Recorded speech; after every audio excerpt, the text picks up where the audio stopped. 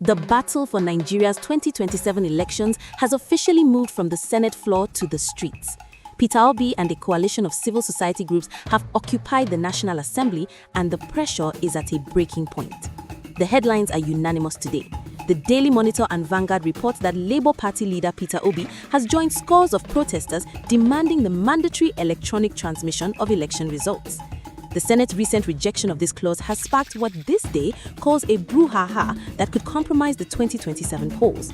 While the Daily Sun highlights the Kuka Center and Yaga Africa's demand for the House of Representatives version of the bill, the Nigerian Tribune adds that protesters are now demanding 360 days notice for elections and plan to extend demonstrations to all 36 state houses of assembly.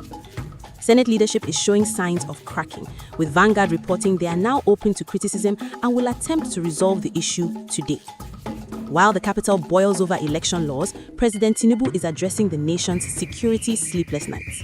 The Matrix and Blueprint report the president's vow to overcome terrorism and banditry, describing insecurity as a direct hindrance to economic growth.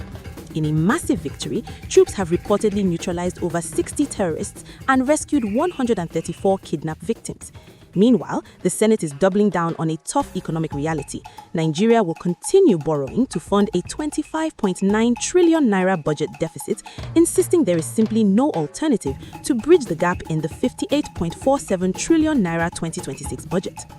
In the rapid-fire roundup, Business Day warns that the FX market gap has widened for the first time in 3 years. This day reports a major blow for Access Bank as their 2.8 billion rand acquisition of South Africa's Bidvest Bank collapsed because certain regulatory conditions were not met by the agreed deadline. In sports, the Matrix Sport drops a bombshell. Super Eagles coach Eric Chelle is eyeing the Real Madrid job.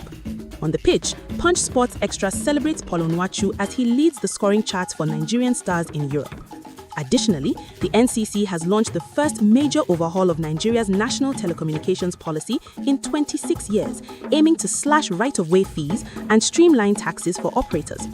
Finally, a major heads-up for business owners. The Corporate Affairs Commission has delisted over 400,000 inactive companies. If you haven't filed your returns, your business might be gone. Also, for students, JAMB has warned UTME candidates to register now or miss out. From election protests to massive corporate sweeps and a total telecom policy reboot, Nigeria is at a crossroads this Tuesday. The Senate meets today to decide the fate of electronic result transmission. Do you believe the Senate will listen to the protesters and reinstate mandatory electronic results, or is 2027 transparency already at risk? Drop your thoughts in the comments below, hit that follow button for the Daily Scoop 24/7, and I'll see you at the next headline.